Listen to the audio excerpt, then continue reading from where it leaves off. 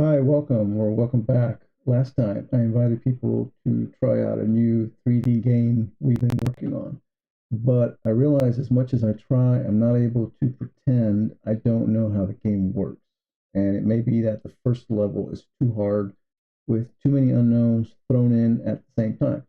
So I'm working on an introductory level, let's call it a practice level, and there's also been more hints and more help added as well. But let me introduce you to the development team. And as you can see here, it consists of Fable, Opus, and Sonnet. And when I say the team, I don't really know how many of each member is on the team. All I know is that I just specify what I want. I only interact with Fable. It's up to Fable to manage the others. Fable loves to create these grand multi-step plans with milestones and then gives me all the long drawn out details about the plan and the best way to go about it. And I'll be honest, I mostly don't care about all the detail. It's boring.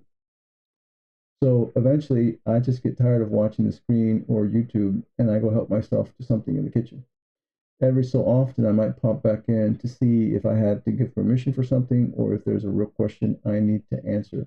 But I mostly just take the recommended response, right? Finally, Fable tells me that they're done. And again, I get this long, drawn out explanation about what's been completed. As you can see, there it is right there. And then it is my turn to test and actually play the game a bit to see if they did what they were tasked with. So the latest version is not yet published. Hopefully, I would say within an hour or so. They're taking quite a bit of time to create the last level that I'm asking for. So you'll know if you go here, there'll be something above the trial of the etching tool. There's going to be another one here where if you complete it, you get a yellow ribbon. And so you can tell that this one is not the latest version yet.